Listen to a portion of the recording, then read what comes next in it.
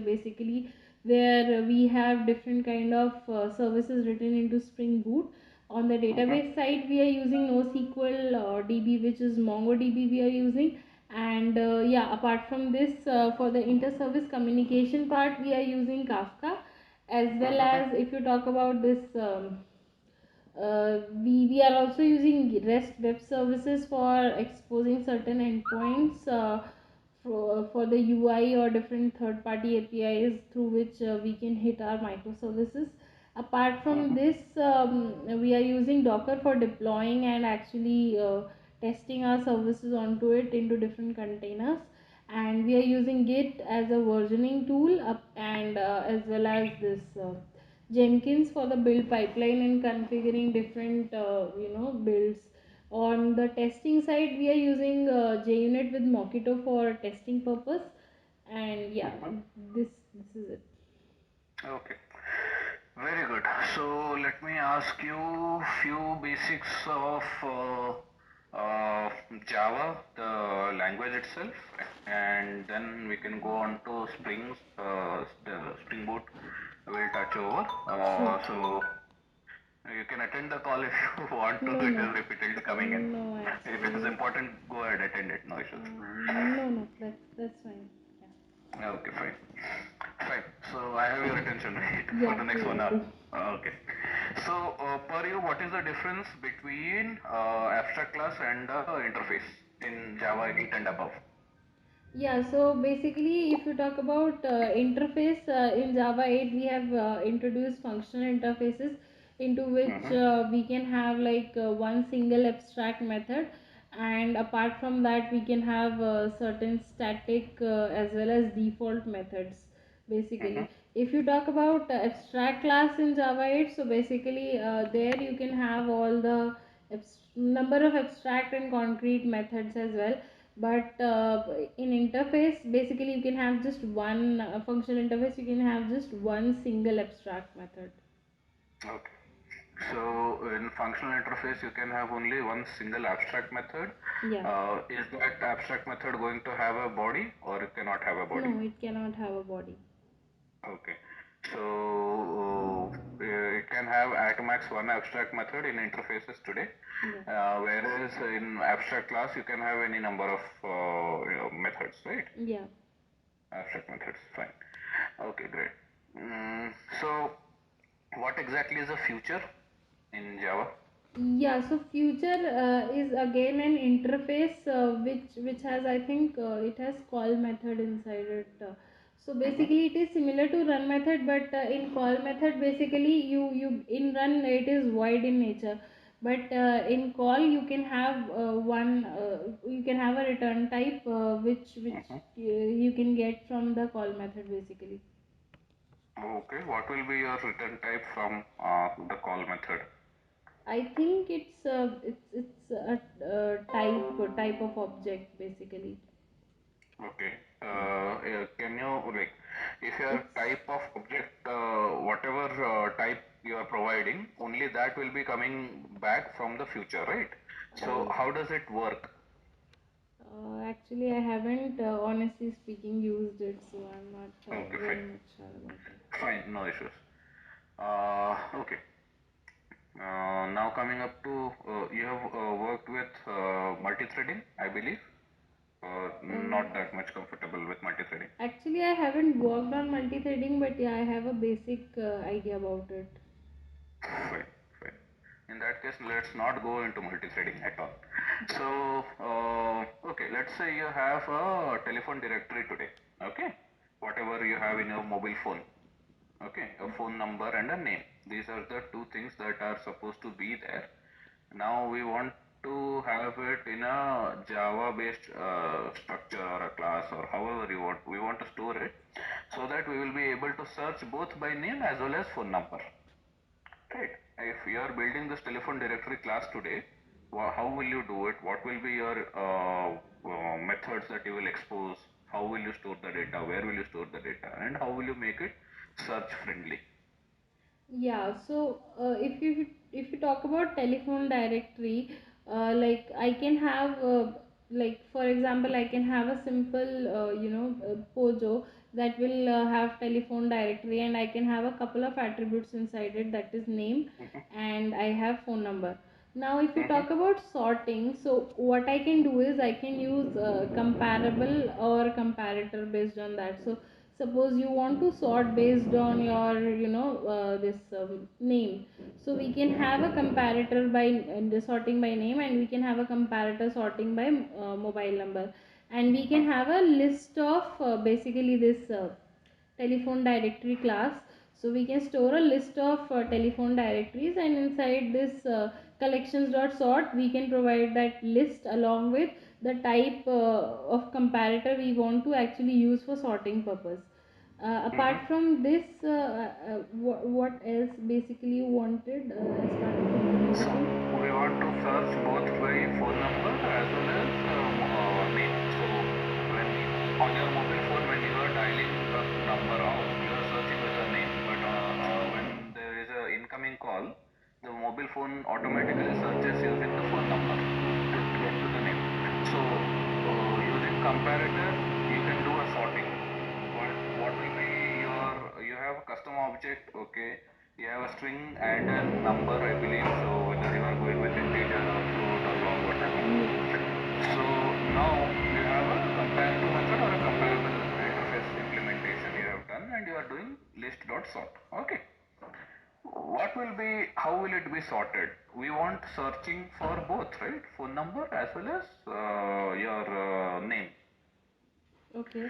So both ways should be there. What will be your search method? Let's say you have a search, you have a string from which is the method parameter. Now, how will you go ahead and search it first? Second, how what will be your current storage performance? You are using list for storing. What will be your current storage performance when it is a number search, when it is a name search? How will you sort it by default? When you are doing comparable, you can't sort on both, right? No, So I was what saying will we can have different kind of comparators for that. One sorting by number, and one sorting by name. And fine. inside the list dot sort, we can provide, like suppose I want to sort it using name, I can provide by name comparator, and I want to sort it by number, I can provide the number comparator basically. Okay. So number comparator you will be doing for one, and you will be doing a name comparator. But how will you store? Where will you store this? So this will be creating two different lists, right? Or Yeah. will it be the same list? It will be two different lists, Yes. right? So how will you know which one to search when there is a input? Okay. The Yeah. input can come as a number or a name, right? Yeah. Yeah. Yeah. You will not have a data type integer or a long or a double there because you want to accept both and it's a single search. Or Yes. will you Yes. go for overloaded search method? It's up to you. What will you do today if you are building it?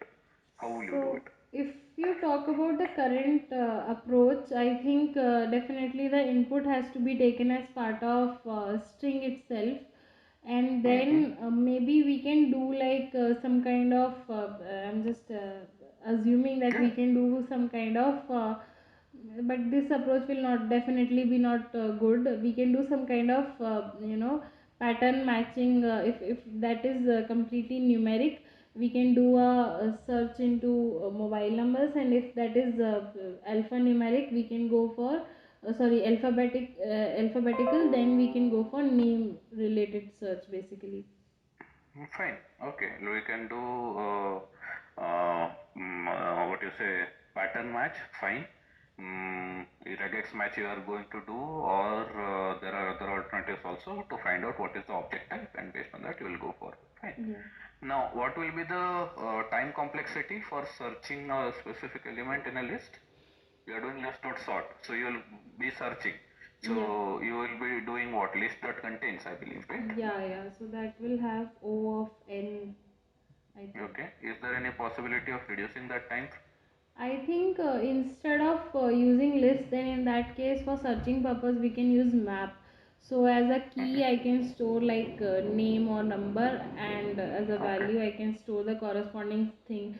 So if suppose I have like in a map I have a name stored, as a Mm-hmm. key. So if I am getting, okay, this is the name, I can, oh, one complexity, I can get the mobile number of that particular thing. So I Okay. think likewise that I think map will be a better option. Okay. What implementation of map would you prefer? So we can, for sorted purpose, we can use tree map so that it will automatically sort based on key. Okay. For sorted purposes. But would it map? Would it matter if you are using a tree map or a hash map or any map? No, How does actually, it prefer? get will Yeah. not have any issue for the sorting purpose. I just said. Otherwise, you can Okay. use hash map also. The get complexity will be the same. Okay. Sorting purposes, tree map will be better. Yes. How is sort of tree map better in sorting purposes? What exactly is the algorithm that tree map uses for sorting? I think it internally uses this merge sort maybe. This is what Merge sort maybe. I'm Okay. not sure because internally like Fine. collections dot sort actually uses merge sort. Okay. That Collections I'm dot sort sure of, uses merge sort. but Okay. tree map But is basically, or it might use some tree related algorithm, maybe tree binary map uses something. insertion sort. Okay. You will create the object, you will insert one by one. So why would they go Yeah. for anything else? Okay. Right. Anyways, okay. So is there any possibility of improving the performance here as well?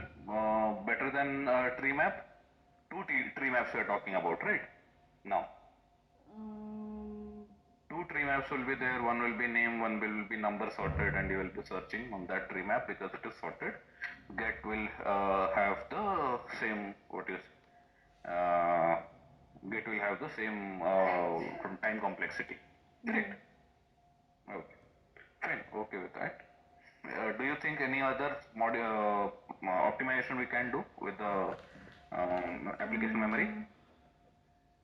Uh, with application memory. Because we are having two copies of the same data. Can we reduce that? Because see, O of n we reduce to O of 1 for get purposes. Agreed. Yeah. Done. You cannot reduce from there. The other optimization that we can do is memory optimization. We have the same data repeated in two different data structures. Is there any possibility of reducing that? Um,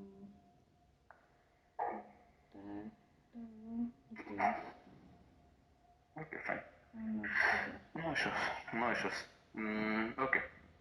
Let's say today you have worked with Kafka as well as I'm seeing RAML. So was there any dependency or have you also worked with RAML based messaging services? No, actually, this basically we used initially into our project for Mm-hmm. schema generation majorly. So in Okay. RAML we provided, okay, this is the tag, and then further these many attributes are there. So in inside the pom.xml we can provide the packages into which those classes get actually created.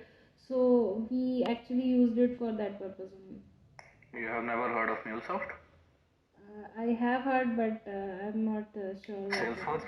No. Salesforce connectors? Okay, fine. No issues, no issues. Let's stick to Kafka. You are comfortable with Kafka, right? Yeah. Let's say we have two different channels. One is where you are publishing, the other is where you are receiving. Okay. So let's say you are Amazon and publishing whenever you get an order from a customer, you publish the order on a channel to your backend, whoever is the seller. So you have a broadcast channel. It broadcasts to every what you say supplier, and depending on your consumer group's classification in Kafka, it reaches out to the specific consumer where it needs to go. Similarly, for every supplier, they broadcast whatever orders they are processing, and then it reaches to your single consumer. Okay. Okay. So our requirement is we need a service level agreement of 3 minutes. Once we transmit the order on our sending channel wherein we are publishing, we should get a acknowledgement from the supplier side with a order ID on the supplier side. Okay, within 3 minutes. If within 3 minutes we are not getting acknowledgement or a order ID from their side, then we are sending a cancel order. Okay. If this is what we want to do from a business perspective, how will you make sure that this service level agreement of 3 minutes is adhered to? Okay. So, since Kafka is basically asynchronous mode of communication, so Mm-hmm. it actually doesn't, honestly speaking, we use Apache Kafka, so it doesn't actually track with any kind of timing that within this particular period of time you got any response or not. So it actually doesn't. So we may like kind of configure an initial. We may configure some kind of timeout, like whenever we Mm-hmm. send we push a notification onto a particular topic in a Kafka. So we started a timer in our service A, which actually pushed the notification to the Kafka, and it waits for around 3 minutes, and if there is no response on the listener end, we basically kind of push another notification for cancel order thing into from our listener itself. What will be the event for starting the timer? Where will you keep the timer and how will it know that there is a listener event? I'll tell you the problem. Okay, you are publishing an event. You Yeah. pushed to a channel. Yeah. Thread got closed. Task done. Now there is another thread that is a consumer listener. Right? Yeah. It is listening continuously, looping and listening. Whatever message comes in, it processes. It does not know whether you have a timer or not. How does your timer know that there is a listener and it has to coordinate between the sender and receiver? Why not, let's for every request, let's just create an inbuilt cache where Okay. you can have like a key which is something request id or something like that, or order id, whatever it is, unique key, and then corresponding to it you can always like a cache that is available to the entire application. You can have a start time and you can have a processing time, and then you can have like something like a timeout maybe or something like Okay. that. So as soon as you push some notification to a particular topic, you enter the start time over there, and you can have a like in Spring we do have schedulers like at the rate scheduled. You can provide certain time intervals, so you can have certain schedulers running at periodical timing.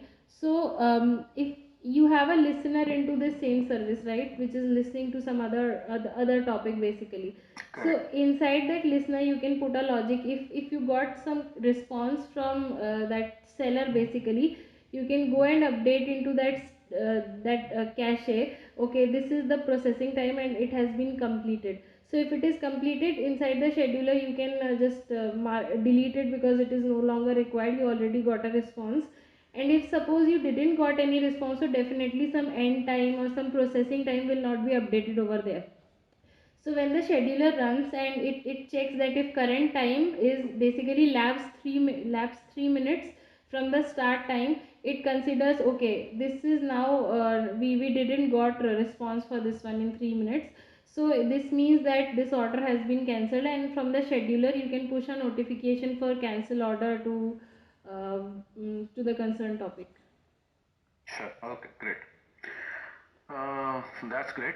Now, very simple basic question. Okay. Okay. What is Spring's application context do? Yeah, so application context is basically somewhat similar to Bean Factory. Application context, it has all the bean related information, and all the bean cycle is actually maintained by it. It provides Mm-hmm. certain additional functionality as well apart from Bean Factory. Actually, I am not aware of that additional functionality. I have just mostly done the things related to that only, like get bean and things like that. Okay. What is Spring's security context? Not sure about that. Not sure. No. So how do you do rule based access management Yes. in your So I think, APIs. yeah, so basically for that, I think they are using Spring Security for it. I actually, Yeah. honestly speaking, I never got a chance to work on it. Okay. Spring security, that's why I asked Spring security context. Okay. Because application context, you know what it does. Yeah.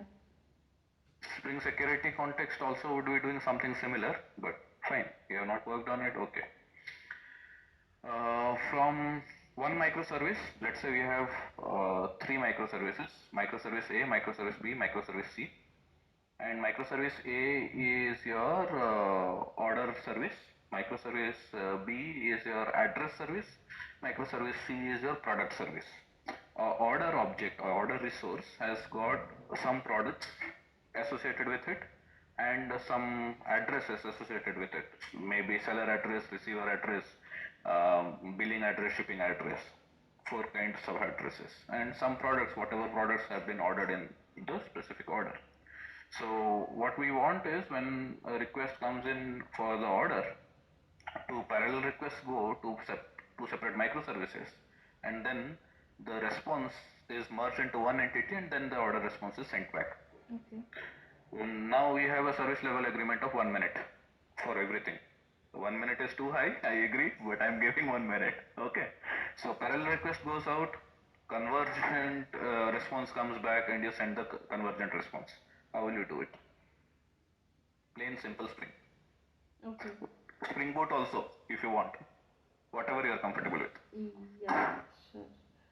So we can have like certain, we can have an order Pojo basically inside which we have the product related details, and then we have this You have a list of address. products, you have a list of addresses. Yeah, yeah. Okay. So we can definitely like push a notification from this order service to both Mm-hmm. product as well as the other address Wait, service. notification? Notification in the sense? You are Yeah, using asynchronous messaging here? uh, It's order synchronous request. so you It is mentioned synchronous that request. timeout is 1 minute, right? So if it Yeah, is we synchronous, require. then you can directly hit the rest endpoint, right? If it Yeah. doesn't give you response, it will automatically, after some time, it will automatically show, okay, this. Suppose your service is down and that rest Mm-hmm. endpoint is not giving you response, so it will automatically show some kind of It will error. throw a timeout error, right? Yeah, Request timed out. yeah. But out of those two, one may be failed, the other one may be working fine, right? So would Yeah. you reject the whole thing? So I think if one is working fine and you have your logic for setting the data on one and the other one, so other one will be null.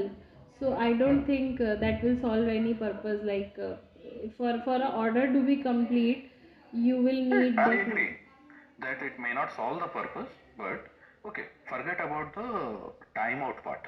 Okay, let's forget about the timeout part. Now, how will you do a single request, synchronous request, flexing into two parallel requests, those two parallel responses coming back together to form a single response?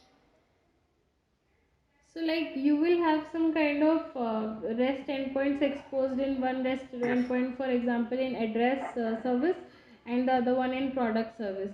So yes. if I get a request for some order, so I will okay, you want it to be in parallel basically, otherwise it will hit one by one. Yes, Okay. So maybe for that to be executed in parallel.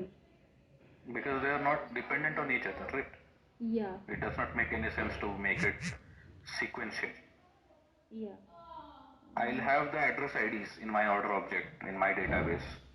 I'll have the product IDs also. Okay. Yeah. So I can directly hit product.product ID address forward slash address ID. So So what do you do? not sure. Maybe not sure. Maybe we can create two separate threads which will be executing that. But Okay. let me try it. Okay. If it was sequential, what will you do? Yeah. So with sequential, definitely you will hit one REST endpoint of one particular service, and then you will again hit the second one. and then get the data, collate both of them, and set into your order bean, whatever order Pojo, whatever it is, and then simply return the response back to the user. Okay. So how will you call from one microservice to another microservice? How will you make the call? What libraries do you use? How do you do the call? Yeah, so simply for REST, you can use maybe REST template or something like that.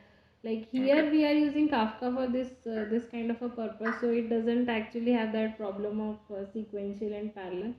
So notification we push simply to two different services that is done in parallel, I mean one after the other. But in that case, we can have like we can make a REST call, get call to both these services and get the data. Okay. Fine. Uh, okay. Now let's say we have internal timeout that within from one microservice to another microservice. If I'm not getting a response within 10 seconds, I want to send an error response back to the calling application. I don't want to wait for my timeout to timeout. It's a synchronous call. What can we do? Okay. In that case, maybe we can have some kind of timeout. I'm not actually sure how to configure that, Mhm. but yeah, there must be something timeout, and then you can create a dummy response with 500 internal server like error code set into the response entity and send back within 10 seconds. Okay, fine. Fine. No issues. Okay. Mm, yeah, I am done with my questions, Mansi. Do you have any questions for me?